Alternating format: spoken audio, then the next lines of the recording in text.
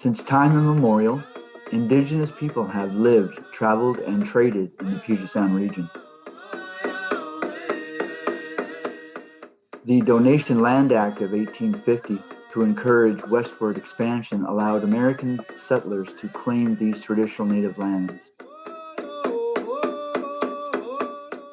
The explosion of immigration into the region that followed forced the U.S. government into a fraught treaty-making process with local tribes. The original terms of the Medicine Creek Treaty were inadequate and ultimately unaccepted by tribal leaders, resulting in war. The Indigenous Voices Podcast is an extension of the award-winning Puget Sound Treaty War panel series and Fort Nisqually Living History Museum. The podcast advances tribal voices in the telling of Puget Sound history and shares tribal knowledge and expertise with wider audiences.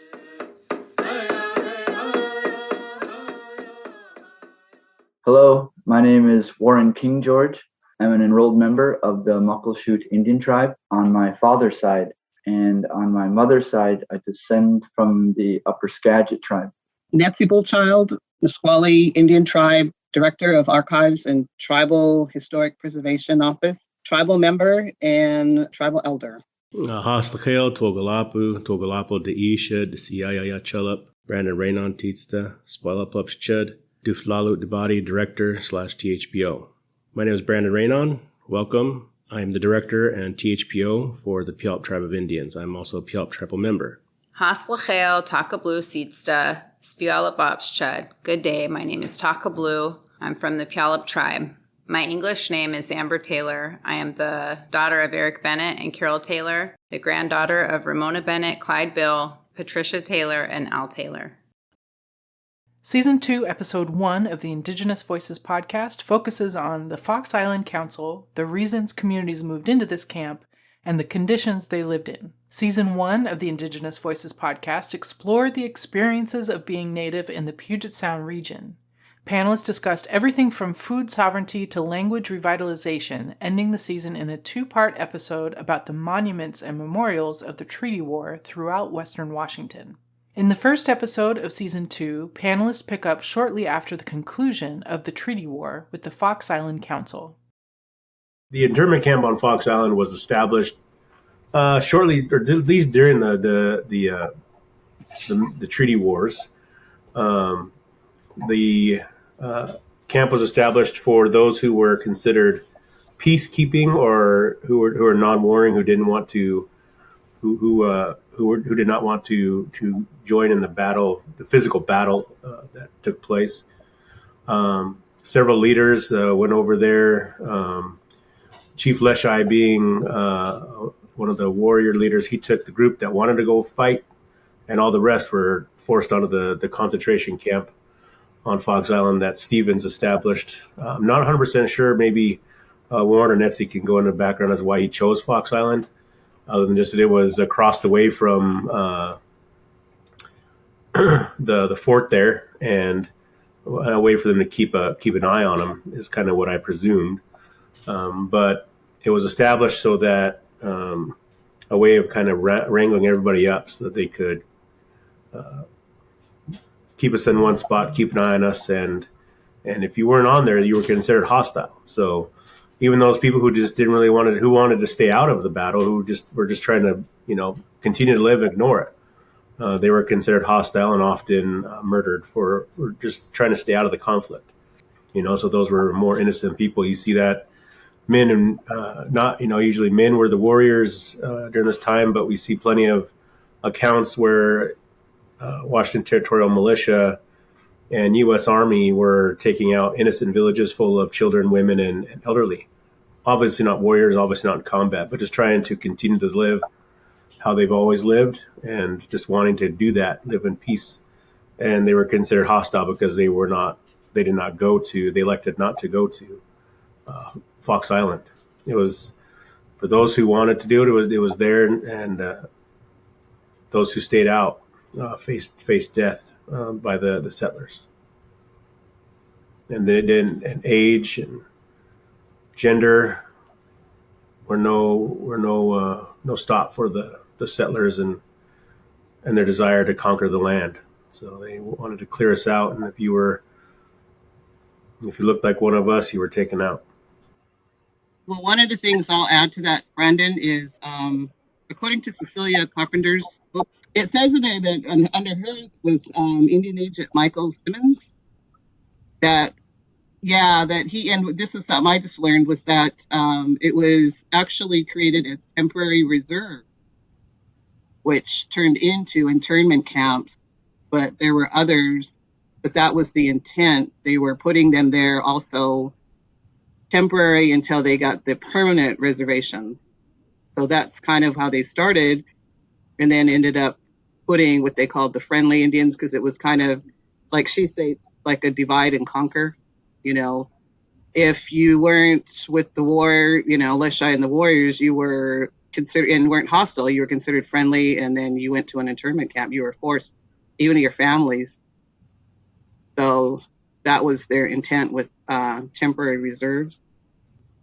Brandon alluded to this. The natives, I guess, who were not convinced that maybe the warriors, or maybe they didn't have maybe they had the right idea, but they just didn't have the manpower, or weren't convinced about the war. I think another way to put it would be that there were elders and children who did not have the skills or the strength to line up with the warriors of the Puget Sound of the Medicine Creek Treaty War, and so those children and those elders would reside at Fox Island for their own safety. I mean, there's a number of ways to interpret that.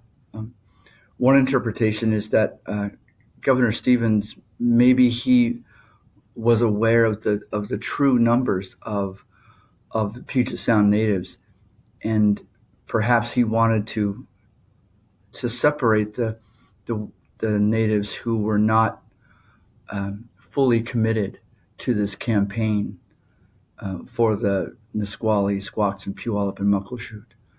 And so those natives were provided a location to live and remain in peace while this campaign moved forward. And I think some people say, well, Governor Stevens, he saw these true numbers and said, oh my gosh, there are a lot of Puget Sound natives who could provide a really strong challenge to his army and militias. And so perhaps one of the intentions was to reduce our army size, our fight size, by providing this Fox Island option for those who weren't fully committed to this campaign. It's my understanding of the Fox Island internment camp. Basically, there was two groups of Native people, right, during this kind of treaty war era. There was the hostiles and there was the non-hostiles. The non-hostiles were agreeably went, and I hate those terms, I really, really do, but that's the way that they are written and described about. Non-hostiles were the people that didn't essentially fight in the war, or that had fought in the treaty war and eventually came to be with their family. It was supposed to be, this internment camp was supposed to be a level of safety for people. They were supposed to be taken care of. That was kind of the arrangement that was made. And my understanding is there was about 700 people that from all different areas that came to that internment camp. So according to Stevens, 700 non-hostile Native people that were on that Fox Island internment camp. Well over 100 of them died in that brief time that they were there. Really interesting. Okay, so as a young child, I grew up on Fox Island. I grew up in the inlet where Tanglewood Island is. It's also known as Grave Island. It's not far from the Fox Island Bridge. You could see the Fox Island Bridge from my house. We lived right on the water. And as a kid, I played in that area. We used to row a little boat over to Tanglewood Island and, play off of rope swings. And that island was always really creepy to me. Later finding out that was a burial, that was where we buried. I mean, that was where we suspended our leaders up in canoes, and that was where we took care of our ancestors. And I never knew that as a kid growing up. So I never knew any of this history existed. It was never talked about. Even in the Fox Island Museum, not talked about whatsoever. There's no understanding of that. And it wasn't until later on when I read, it's Cecilia Carpenter Spence book, Tears of Internment. Yeah. So it's probably 15 or so when that book was gifted to me, and I read that, and I was just completely in shock. Could not believe that all of this history had existed, that I'd spent a large majority of my life in this area and didn't know anything about it. As I've gotten older, my grandma's currently working on a memoir, so a book. And this is some of the information that we kind of explored. She wanted to know more, so I shared information that I had. But my understanding of Fox Island was that people were supposed to go there to feel safe. They didn't want to necessarily, for whatever reason, maybe they had young children, maybe they were elderly. They were not part of that warrior class of people that were fighting in the Treaty War. And so they went there and they were basically starved. I mean, they were on this island, unable to go harvest, unable to go out fishing. We all know Fox Island has pretty good clam beds or shellfish beds, or did at that time.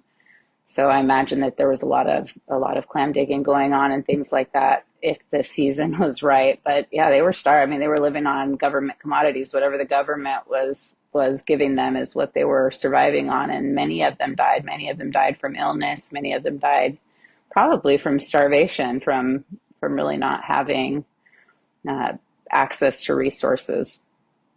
With Michael Simmons, that was one of the things that he did, was offered food to people that they were, that were going on these islands. But he also made the statement that anybody that didn't go to these were considered fair game. So, there was this way of scaring them and also luring them with food, because at the time, where were they supposed to go? They were right in the middle of this war and had no place to go. Right. That sounds right, Nettsie. Because if I recall, Governor Stevens actually had a bounty on some of the heads of the lead warriors, and that's where Patkanum from the lower Snoqualmie took advantage of that, or he heard about that, and he rounded up some of his warriors and cashed in literally on some of those, on that offer by Governor Stevens. And also, even because they did fish and hunt and all that, it said that they weren't allowed either to leave the island to do that. So that, the only time the island was used was for berries and gathering, shellfish, but that was in the spring. And at this time they were in the winter, but they weren't allowed also to do the fishing or hunting. So they were forced, to take what they were given. Kind of interesting. A lot of these folks were rounded up. They were living, we were dispersed all throughout Puget Sound. So it wasn't like we were all in one little area and the warriors were over here and the other folks were over here in this one village, or, that we were spread all throughout. And so I think that there was a lot of promises that were going on at the time, a lot of arrangements being made on Stevens' behalf and by Stevens. And one of the arrangements was that, like I said, these folks were going to be protected and taken care of. And they also, in a sense, were used as collateral against these warriors that were fighting this treaty war. That was how a lot of them came back after fighting to come to the table for the Fox Island Council. They had their families there. They had, mom, dad, grandma, grandpa, children, aunties, uncles. They had folks that were on this island in this internment camp that they hadn't had access to. They weren't able to cross over and check on. That was kind of how they came back to the table to really have that council meeting and have that discussion. And so they were just, general people like you and I. When you think in terms of the treaty war and the locations and where that was happening, it was a little bit further inland. A lot of these folks were probably, around the watershed, around Puget Sound. So it wasn't, they were just regular people. And there's a lot of records of, many of them starving to death too, freezing and starving to death. These were not just you do think about the internment camps at the Puyallup Fairgrounds, for instance, during the World War II. Those were nice. They gave them places to live and shelter and food and water. There was food, but there wasn't enough food to go around. There wasn't enough water to go around. There wasn't enough clothing and shelter to go around. So this is wintertime. And so a lot of these people who were being forced and relocated to this camp were starving and freezing to death. Men, elderlies, children, and the territorial militia, Governor Stevens, didn't do anything about it. And it was another one of those ways of clearing the land. I mean, he put them there to stay safe with the promise of food and protection, and that just wasn't occurring. So I think internment camp's probably a nice way of saying it. It'd probably be more of a concentration camp, similar to what we saw in World War II from Nazi Germany. That was the environment that we were living in.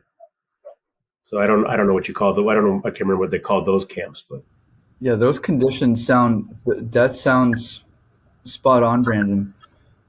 Consider, if we had to, in this day and age, if we were asked to pack up and move during the wintertime, what would you take?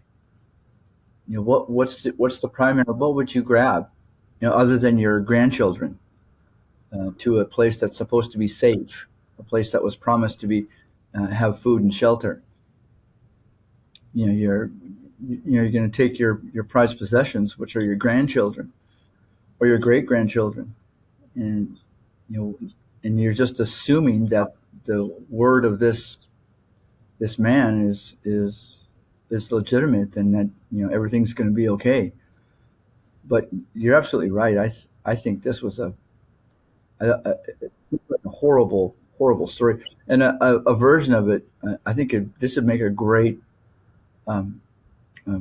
chapter in those atrocities that occurred not just in the Northwest but globally to a number of cultures that were subject to the same treatment and the same ideologies that a lot of strange people embraced.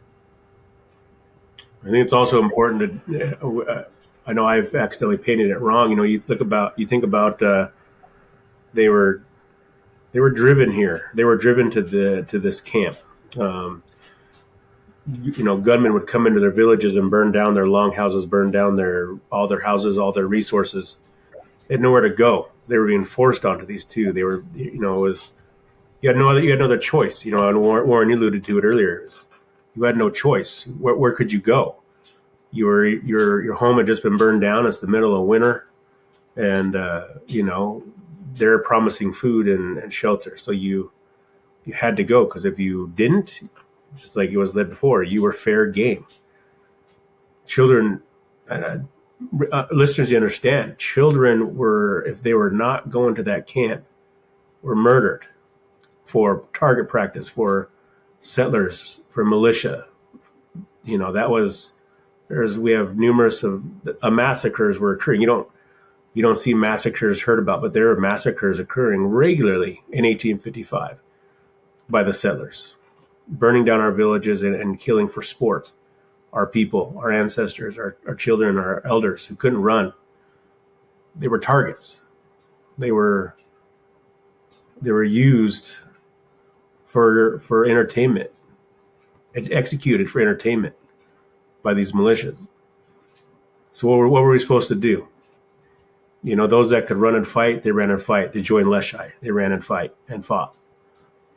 Those who couldn't, like Warren said, they had no other choice but to survive. They had to go to this camp, and they faced horrific circumstances and horrific environments. But that's what they had to do. They had to endure that, and we're all here today because they endured those camps. They suffered. They suffered tragic losses. Family members starved to death, but because they did that, we're here today.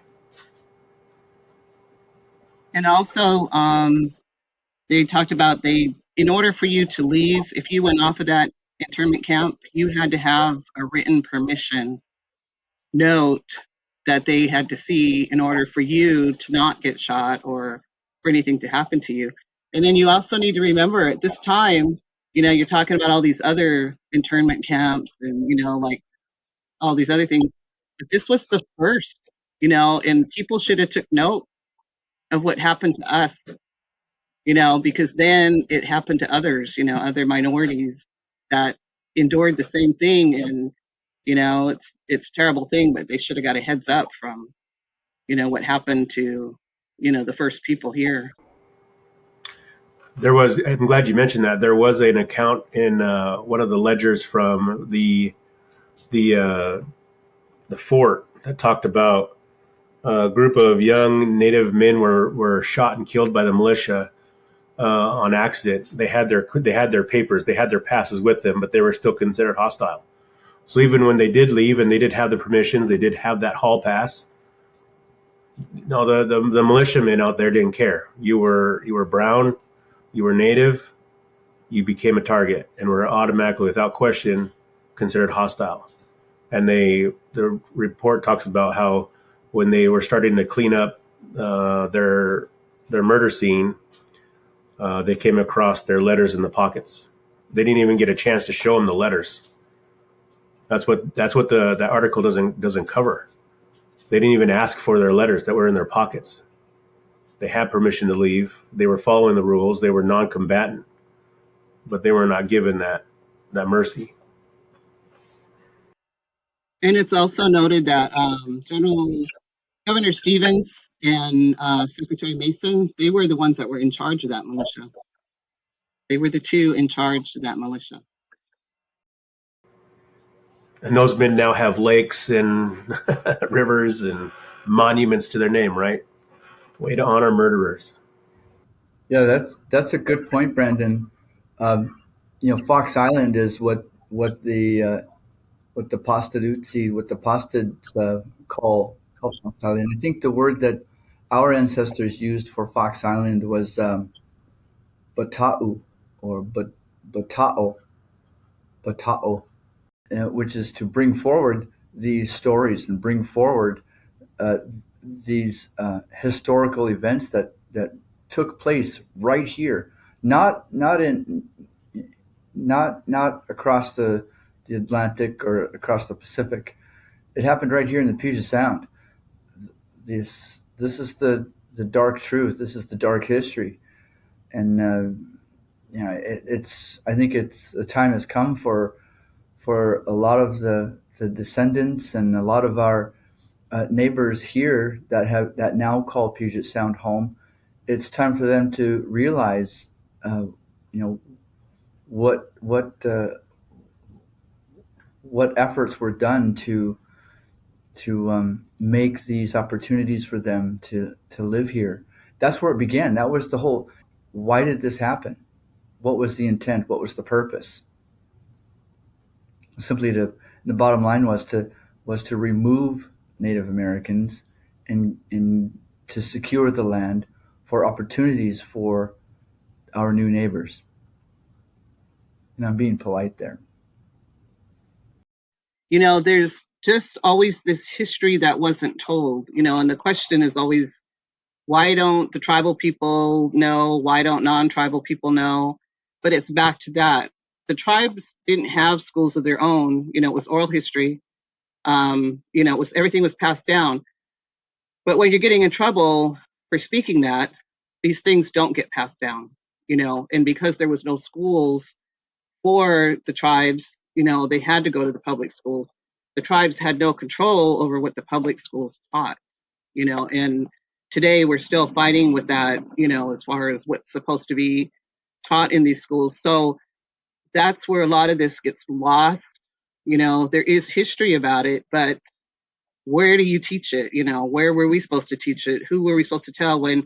And I tell people when we do presentations, it's very hard to get an elder to talk, to be interviewed, because they don't want to talk about it, so you have to have the right people, the right atmosphere for them to be willing to be open about it, because, there was so much trauma.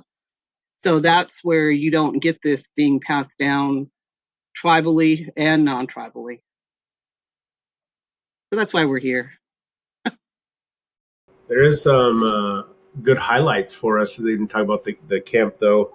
Leshai, knowing he was a very highly prized target of Stevens, went on the island twice and visited the people that were out in the camp, the prisoners, I guess you could say, lifted their spirits. His stories of the battles had obviously gotten back to the camp, and as a little bit of taunting Stevens, I think, we tend to do that, where each of us, I think, can relate to taunting those who are bugging us a little bit. And twice Stevens shows up on the camp under disguise, and the Stevens learns about it, gets very upset. You had him, and he was at the camp, and you guys let him go. He snuck on there twice. Lifted up the spirits. So I mean, even then, even those times we were trying to lift each other up. Like we're succeeding. In that those visits, I'm sure, help those prisoners, get their spirits lifted a bit. I wanted to respond to Nettsie hit on something there that I thought was interesting, and that was well said, Brandon. Nettsie, you mentioned something about our elders and their sometimes their reluctancy to share, and that statement is true to this very day. Unless you're very familiar with the elder, unless you're on a first name basis with them, that's literally the only time you're going to get them to open up about their experiences, their testimonials. That's how you're going to get to know them. And I believe this is that those characteristics were conditioned by our non-native neighbors. That was the intent, right? That was one of the objectives, and one of the goals was to make sure that these elders and that these young people that they no longer associate themselves with our traditional and our cultural ways. And so these, what my elders call guadzadad, is the traditional teachings. These traditional teachings and values were driven out of them. That opportunity to learn the old ways and to learn the language and to learn the culture, that was on purpose, and it started during this Medicine Creek Treaty War era, and that during that campaign to remove the natives from their homeland. So that was part of the whole idea, and which I think some of us can define that as genocide, right?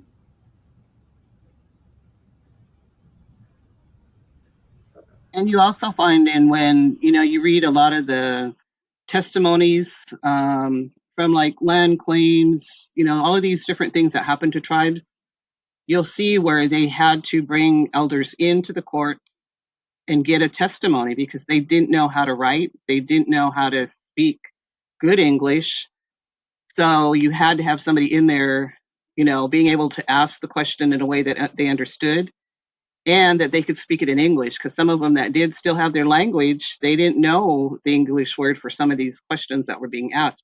So you can kind of imagine how that went with the treaty. These people were just like, what does that mean? The word could take on different meanings for different tribal dialects. So that's where it's hard because you really have to go through and do all of the research in different areas just to find where an elder, which we would probably call our ancestors now, are speaking, but it's very limited. It's if they understood it and they would call things what they were used to calling them in the in the native language, in their tongue. So to us, we have to go back and look up, where is this place? What are they talking about? Because I've never heard of it. But then I have to really dig around and find the research on, oh, now I know where they're talking about. So there is still today where it's really hard for us, I think, us that are sitting here now, to go in and decipher some of this. It's all by interpretation. So you really have to look thoroughly just to find out what they were talking about, what they meant, if what they said was really what they meant, depending if they understood the question, So that has a lot to do with all of these things that are brought down too. So I feel those ancestors at that time, I would be feel very self-conscious trying to say something and have people keep repeating, what do you mean? What are you talking about? Where are you talking about? So I get nervous just coming to these things and I'm not even in person, but I can just see them being on the stand asking all these questions about their land, about their people, and not really being able to speak, the language fluently to get across what they're trying to say. So we lose some of that, that history. And we're trying, like I said, I just really dig around and try to find everything I can to see what these things mean that they're talking about. Yeah, you're absolutely right, Nettsie. To this day, doing presentations to cities and historical societies, etc. To this day, I still encounter non-native elders who challenge some of my statements, who challenge of some of our history, and it can be uncomfortable, but like our original warriors, like the warriors that we descend from, you just stand your ground. Say, look, I've been invited here to talk about my history, our history. I'm not here to defend your actions or to oppose your feelings or your opinions. I'm simply here to share our true history. So, and to this very day, in 2024, I did a presentation to the city of Des Moines, which is full of retired fishermen, commercial fishermen. So you kind of get where I'm going with that one. And that was really interesting for a full hour. The other thing that does affect what we're doing is also what we're doing right now is instant media. Um, Back in the day, on our younger years, there was all of these movies, with the stereotype. And it's so hard because that's what everybody thinks the way it was, and we still get that today. And like me and JoJo, who was, on the NAB, we were all like, we're past that. We've got all that, we're trying to get rid of the stereotype. But, we do have people that still apologize because they're like, we've seen what was in the movies. And I'm like, we know that, but that's not true. So, they all take that into, when you see that, it's, well, that's what they were doing. They were just killing everybody. These Indians, all these tribes were just killing all these white settlers and everybody that came in. And, so that's really another thing that really hurt us. But by doing something like this, I think it helps us to get all this stuff out, in the same way. By the summer of 1856, Stevens and the militia, the U.S. military, they were losing battles. They were realizing that, this was supposed to be a quick, swift thing, and it wasn't happening. Stevens sends letters to D.C. asking for reinforcements, and, I think there's a famous letter from Penny who's like, you ain't getting it, buddy. This should have been done by now. What are you doing wrong? And your job was to clear the land. Your job was to get these Indians out of here. What do you mean you need more money? What do you mean you need more troops? These are just low Indians here. They're not like us. They're not blah, blah, right? And so Stevens is like, well, I got to do something. And so Stevens actually does call the Fox Island Council, gathers all together, asks for, requests that Leschi and all the warriors come in and talk with the leaders that are already at the Fox Island Council for Puyallup. Squattahan, he was there representing the Puyallup people, and he with several other leaders of the Puyallup and Nisqually, Squaxin, Muckleshoot, several other leaders from the tribes that were there, and so that the councils convened because Stevens needed something to end. He realized that we were starting to take over. We were starting to we knew the lay of the land. We knew where to find resources, and we knew all the secret spots. We've been hunting these lands since we were kids, at that time. So we knew all the places to hide, and we just kept getting more warriors. We kept getting reinforcements from Kamiaket and the Yakimas across the mountain. We kept getting reinforcements from the coast and from the north, and whereas the militia wasn't getting that. Even the U.S. military, the Army, was struggling to keep supplies. We were sabotaging their routes for resupplies. We had the food, and the warriors had the food, and when they were hungry, they would just rob the supply chains. And so they were being defeated. And instead of facing defeat, he decided, let's call this a truce and call a council and let's talk about what's going on here.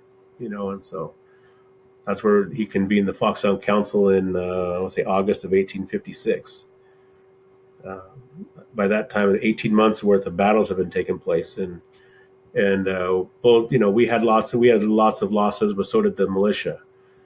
But I think their morale was much lower because of what we were doing to them. We weren't letting them sleep. we were hunting them at night, and taking out their generals at night. And so I think we were starting to wear him down. And so instead of facing defeat, he called the council. But again, going back to our previous point, you don't see this in the history books. You don't see movies about about the mighty U.S. Army and the clandestine, the settlers being defeated. When everybody came together at this Fox Island Council, and you read what was written, right? Because there was somebody taking notes about. It probably was Gibbs at the time, taking notes of what was happening at this Fox Island Council so that it could be sent back to the president. And, just the kind of savior complex that Stevens had, like, oh, shame on you guys. I told you I'd give you everything you wanted. Why would you do this, you silly children? I mean, it's just, it's really interesting the way that he communicated, and whether or not our people understood what he was saying, but when you reread it, it's pretty gross. For Puyallup, I know our leaders wanted, the reservations that were proposed in the treaty. Like all of us are going to have the same story, but especially Muckleshoot. But they were lands that weren't suitable. We did the math real fast. Wait a minute, every white guy here gets 640 acres, and there's 900 of us, and we get 120. We did that real fast. But then for Puyallup, the reservation was up on a point. Today it's up near Stadium High School, so it's a really high bluff, a couple hundred feet above water, above the salt water. There was no easy access to the salt water. There was no fresh water source. I think there's a little gulch today. I think they call it Puget Gulch. I think is our Garfield Gulch. which didn't have a lot of water coming through it. So again, there wasn't anything there to survive. So our leaders, they said, they wanted access to the water. Chief Squanahan was really fighting for. He wanted access to all the ancestral lands in the area for his people. So the sacred sites. He wanted sacred sites. He wanted gathering sites. He wanted the trails, so we could maintain our way of life as much as possible, even though it was here in this new format. But he wanted access to burial sites. He ended up requesting lands all the way out to present day Alderton or Ording area, all the way down to Fern Hill from Tacoma, Point Defiance down to Fern Hill, out to Alderton, Ording area, out to Dash Point. That was the lands they wanted. That encompassed what for him and the surviving Puyallups. That was what they considered to be the important sites. That was their homelands. That's what they're negotiating for. They're negotiating for territories to fish, territories to hunt, that they could still gather. I think they were looking at the land that was available. They probably had a good understanding of what the natives were, the non-natives were kind of settling around, and the areas that they could use and still be able to survive. So those lands provided game, they provided berries, they provided cedar, they provided shellfish, So yes, we were being shrunk down and onto these little reservations, but at least we could carry on our way of life. And then they trusted, that this would happen, that if they went and agreed to these reservations, that they would always have these lands. And that was an unfortunate trust that our leaders had in the Stevens and the non-natives that we will talk about later, how that didn't happen. But their main goal was just to get their way of life, to preserve as much as they could on an area that they could do it and survive with the amount of people they had left, and hopes of growing. Like, I think they wanted more land for the reservations because we had intended on growing and continued living. We knew for Puyallup, we only had 900 members left. We knew that we wanted to continue to grow at that point. And so putting us on 120 or even 600 acres was not going to be large enough. So we wanted a little more lands and more lands that provided for our way of life so we can continue that. So if you go back to the treaty also, when Governor Stevens came and made all these promises, that's what there's always this discrepancy because of documentation. But, when he first came, he promised these lands, these reservation lands. So then you get into the internment camps where, Michael Simmons says, okay, these are all temporary reserves, which turned into internment camps before we do the permanent reservations. So then at treaty time, that was one of the things Leschi and all the other leaders argued, was that, this isn't where you promised to put it, because they wanted the river, the prairie, they knew the place, that's what they were told. Then it comes back and that's not what they got. So then they walk away, you have the war. So then what happens is then Stevens now, because of all these letters going back to Penny, there you go, because they were told, you guys are there to help the tribes, the Indians. You're supposed to protect and serve them, and that's not what they were doing, but because the communication took so long, they didn't know what was happening from Washington, D.C. back to this Washington. So then, Stevens gets into this, okay, we're going to have a council. Well, if you go to this island, where are you going to? You're going to all these people that have been starving, that don't have their native foods, that can't even hunt and fish. And you're going to talk to them. So yeah, some of them were like, we want off of this place. Clothing was bad. Everything was bad. And so same thing. So he does this big old speech, which I do not like, but he does this another speech of promises that now we're going to talk about permanent reservations. But, that was supposed to be at the beginning, not at the end. And so he did have to stay faced. And like I said, my son Curtis will say, if Stevens, maybe if he would have said, what if he would have became Leschi's friend, things might have turned out different, but he didn't. He didn't listen to those leaders that said, and Leschi did say that. He says, my people won't survive.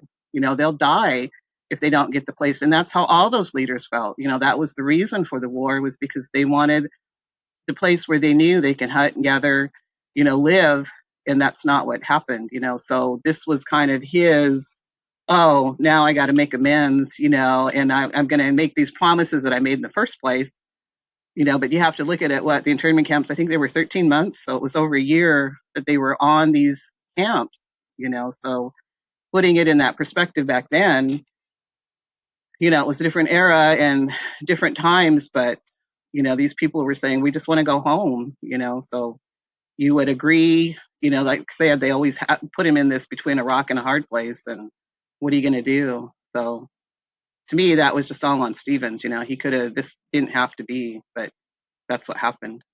So you can access the council minutes on the National Archives. They have digitized them, so you can access the full kind of archival file of what is included in the Fox Island Council, and it's kind of a mix of documents. It also kind of goes back into the original reservation boundary and some maps and different things that are in there. But the written word is Stevens, when he's talking to us, says, I will not lie, right? He's telling everyone, I will not lie. And then on the written document, there's like this little upscore or something that says try. I will try not to lie. So even these are the written documents. These are the documents that were sent to DC. These are what's digitized at National Archives. So even then it's, I will try not to lie. Like that was an afterthought because he knew he was lying. He knew it was, I'm your great white father and I'll try not to lie. And I hope that you'll be honest with me as well. Muckleshoot's position was very similar to Brandon and Nettsie's. You could apply those statements to Muckleshoot's sentiments as well. But one huge difference is that the Muckleshoot, or what we know as today as Muckleshoot, they didn't have a reservation. There were no lands set aside. There was no consideration for their watersheds or their river systems that they were accustomed to. And so that was one of the big drivers for our involvement in the Medicine Creek Treaty War.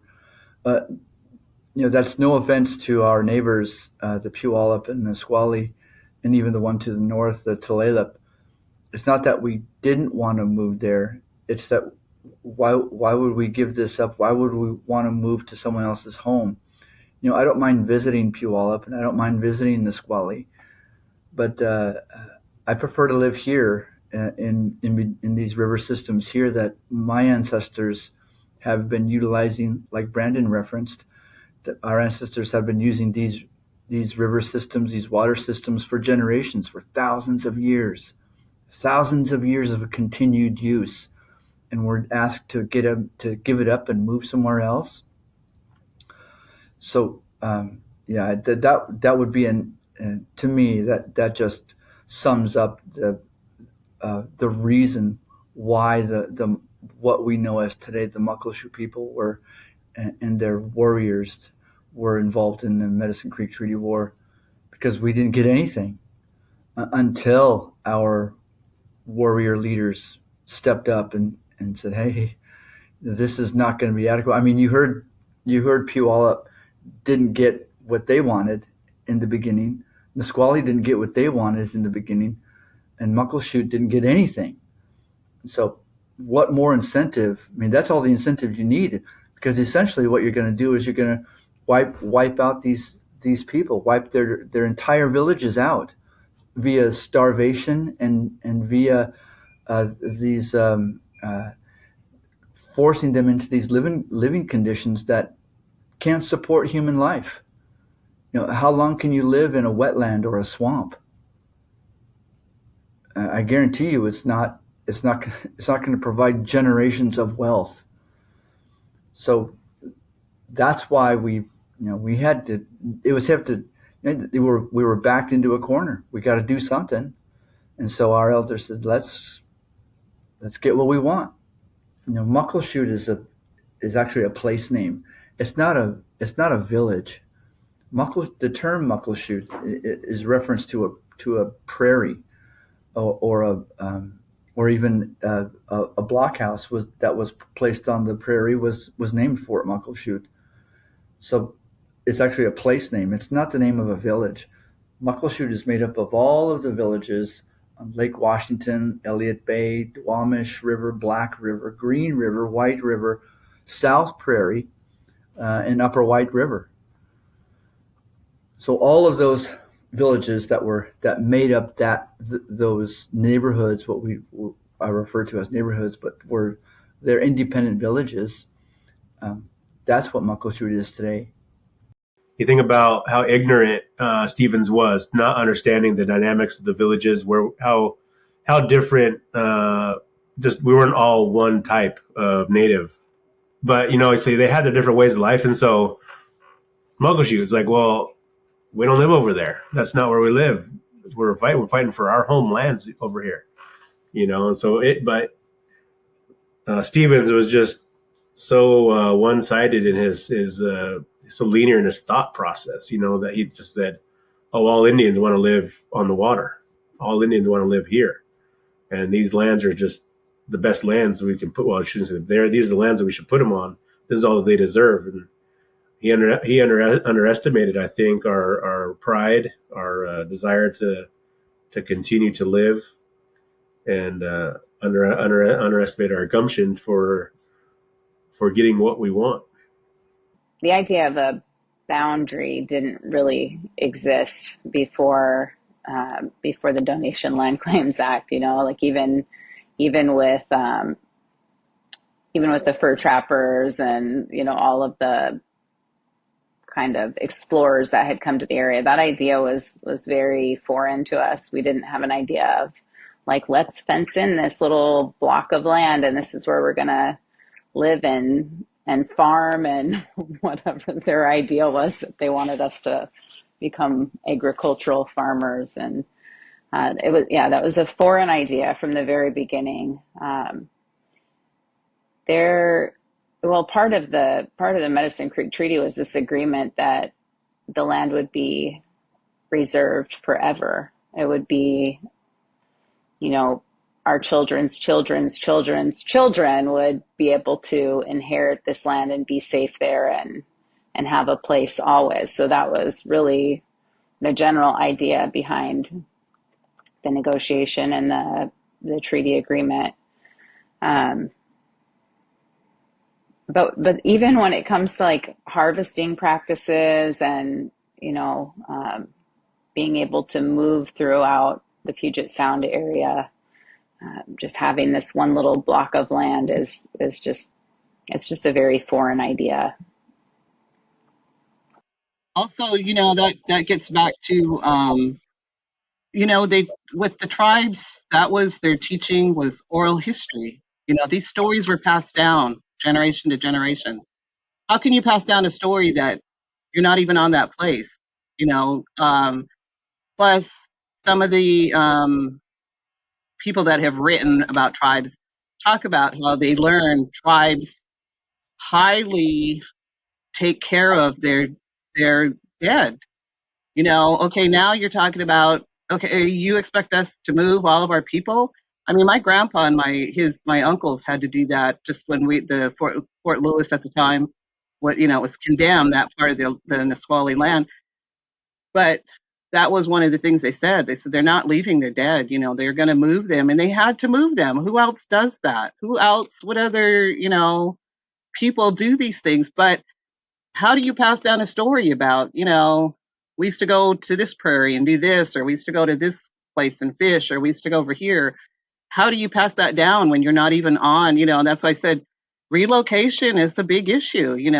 Everybody should look at Trail of Tears to see some of the, that's the most well known, but that happened to a lot of tribes. They're relocated, and to go and do what they're doing today, I even question, I'm like, why are they over there? Then I have to look at the maps and look at stuff like, oh, they were relocated, So people also don't talk about that, but it's like, how do you teach your next generation? This is where we used to do this. This is where we used to go. This is what you do.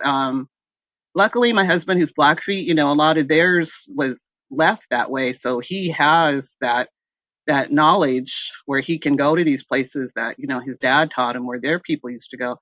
So some have that, but that's the other thing about that. You had these ceremonies, you had all this stuff, and we had first salmon ceremony. They don't have that in Blackfeet country. So that's a part of what they weren't understanding, was like they just put us all in the same and said, oh, they'll be fine just as long as they have land, and that's not how it was.